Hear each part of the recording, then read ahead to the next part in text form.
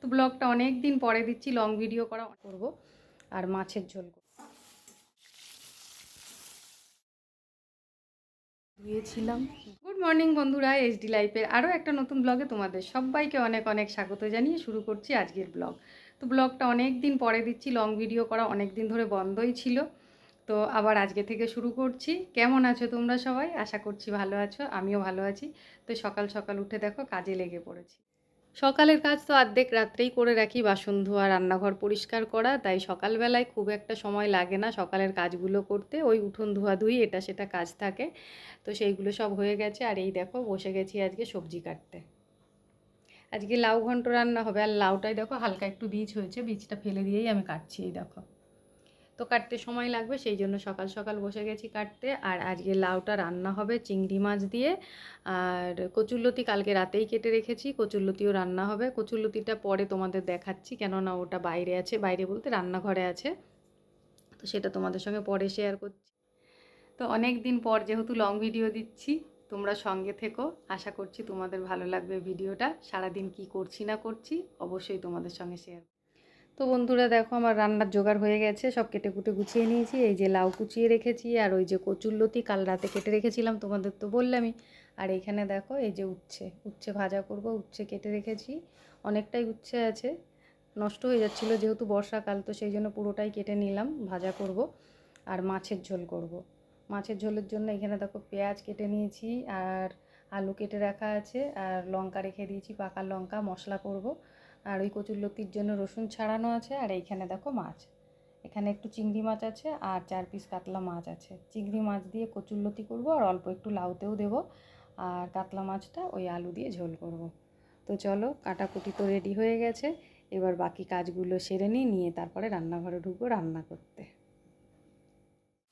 রান্না তো অনেকক্ষণ আগেই শুরু করে দিয়েছি, তোমরা দেখতেই পাচ্ছ। লাউ চিংড়িটা আমার প্রায় হয়েই এসছে, এখন এটা নামিয়ে তারপরে মাছের ঝোল বসাবো। তো বন্ধুরা তোমাদের তো বললাম অনেক দিন পর আমি লং ভিডিও দিচ্ছি। তো শর্টস আমি প্রথম দিকে করতাম না, মাঝখানে ধরেছিলাম। মাঝখানে বলতে যবে থেকে আর কি লং ভিডিওটা ঠিকঠাক দিতে পারছিলাম না, তখন থেকে কিছু শর্টস আমি দিতে শুরু করেছিলাম। কিন্তু ইউটিউব চ্যানেলটা যেহেতু আমি লং ভিডিও দিয়েই শুরু করেছিলাম, সেই জন্য আমার নিজেরই ভালো লাগছে না, সেই জন্য আবারও দেখো লং ভিডিও নিয়ে ফিরে এলাম। আমার জানো তো ফেসবুকেও পেজ আছে, সেই জন্য এদিকে ইউটিউব ভিডিও, ওদিকে ফেসবুক, হ্যাঁ এগুলো করতে খুব হিমশিম খেয়ে যাচ্ছিলাম, প্রচণ্ড পরিমাণে খাটনি পড়ে যাচ্ছিল। আর আমার ভিডিও করা বন্ধ তো অনেক দিন ধরে, সেই শ্বশুরমশাই যখন থেকে মারা গেছেন তার আগে থেকে, উনি হসপিটালে যখন থেকে ভর্তি আছেন তখন থেকে আমি ঠিক মতন ব্লগ দিতে পারছিলাম না। তারপর তো এতগুলো দিন কেটে গেল, মানে এত সংসারে কাজ বেড়েছে যে আমি এই ভিডিও শ্যুট করে তারপরে এডিট করা, তারপরে অনেক রকম সমস্যা হয়ে উঠছিল না। কিন্তু চ্যানেলটা খুলেছি, ভিডিও পোস্ট করতে পারছি না বলে আমার মনটা কিন্তু খুব খারাপ। তো সেই জন্য চেষ্টা করছি আবার নতুন করে শুরু করার। তো যাই হোক বন্ধুরা দেখো, মাছের ঝোলটা তো আমি বসিয়ে দিয়েছি, মাছগুলো আগে ভেজে নামিয়ে নিয়েছিলাম, তারপরে এই যে পেঁয়াজটা আগে তেলে দিয়ে ভেজে নিয়েছি, তারপরে আলুগুলো ভালো করে ভেজে নিয়ে মশলা দিয়ে দিলাম। আর মশলার মধ্যে আছে আদা, জিরে, আর একটু ধনে গুঁড়ো দিয়েছি, দিয়ে দেখো কষিয়ে নিচ্ছি, আর কাঁচা লঙ্কা বাটা, তার সাথে একটু টমেটো। তো আমার বাড়িতে কাতলা মাছ, তারপর রুই মাছ আসলে বেশিরভাগই কালিয়া মতন রান্না হয়, কিন্তু আজকে আর সেরকম রান্না করছি না, আজকে একটু পাতলা ঝোল করব। তো যাই হোক, এখন রান্না বান্না হয়ে গেলে আবার স্নান পুজো আছে, ঠাকুর দেওয়া আছে, তারপরে আমার আবার রুটিন পাল্টিয়েছে জানো তো। আগে যখন আমি ভিডিও পোস্ট করতাম তখন একরকম রুটিন ছিল, এখন আবার আর এক রকম রুটিন হয়েছে। তোমাদের দাদাভাই এখন 11টা সাড়ে 11টার মধ্যেই বাড়ি চলে আসে, তাই সকালবেলায় খুব তাড়াহুড়ো চলে।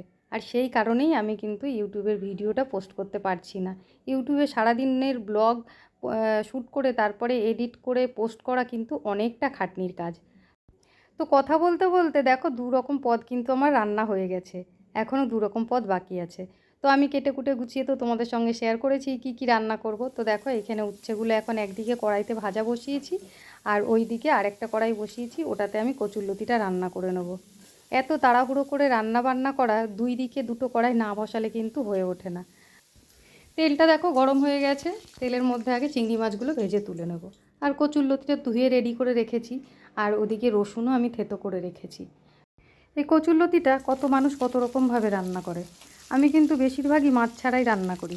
তো চিংড়ি মাছ দিয়ে ভাই বলেছিল রান্না করতে, সেই জন্য চিংড়ি মাছ দিয়ে আজকে রান্না করছি। তো দেখো চিংড়ি মাছগুলো ভেজে তুলে নিয়েছি, এর মধ্যে দিয়ে দিলাম কালো জিরে, আর যে রসুনটা আমি থেতো করে রেখেছিলাম সেইটা সবার আগে দিয়ে দেবো। আজকে পেঁয়াজ রসুনও দেবো, আর নামানোর আগ দিয়ে একটু সর্ষে বাটাও দেবো। তো রসুনটা একটু হালকা সামান্য নেড়ে তারপরে দেখো পেঁয়াজটা দিলাম। রসুন পেঁয়াজ একটুখানি হালকা ভেজে তারপর আবার দিয়ে দিলাম চেরা কাঁচা লঙ্কা।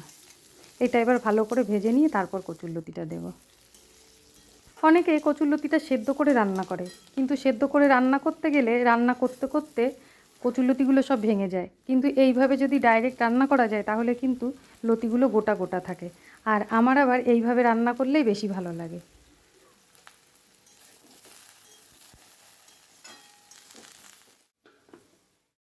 লতিটা বেশ কিছুক্ষণ একটু ঢাকা দিয়ে দিয়ে রান্না করে তারপরে আমি একটু জল দিয়ে দিয়েছিলাম।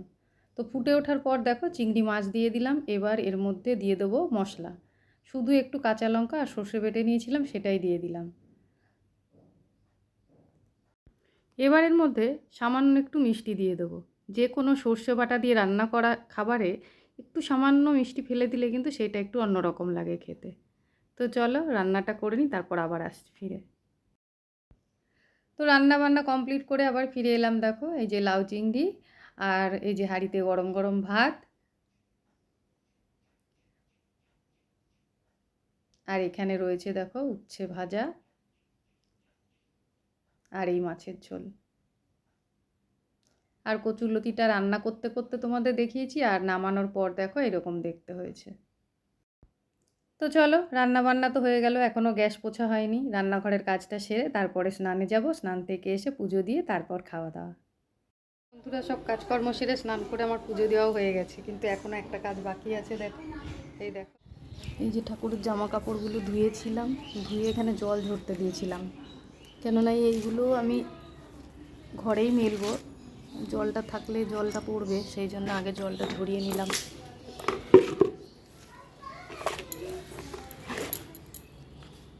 চলো এই কটা মেলে নিই, খিদেও পেয়েছে, অনেকটা বেলা হয়েছে। এই কটা মেলে দিয়ে এসে খেতে বসবো। ঠাকুরের জামাগুলো ছোট ছোট তো বাইরের তারে বা দড়িতে মেললে ক্লিপ না লাগালে পড়ে যায়, তো সেই জন্য ঘরের ভেতরেই মেলে দিই। তো দেখো এখানে একটা তার টাঙানো আছে, এখানে শুধু ঠাকুরের জামা কাপড়ই মেলা হয়। তো চলো বন্ধুরা জামা কাপড়গুলো মেলে নিই, তারপর গিয়ে খেতে বসবো। আর আমার আজকের ভিডিওটা এই পর্যন্তই। অনেক দিন পর ব্লগ ভিডিও পোস্ট করলাম, তো তোমাদের কেমন লাগলো অবশ্যই কিন্তু কমেন্টে জানিও। যদি ভালো লেগে থাকে একটা লাইক কমেন্ট শেয়ার, আর চ্যানেলে নতুন হয়ে থাকলে চ্যানেলটাকে সাবস্ক্রাইব করার অনুরোধ রইল।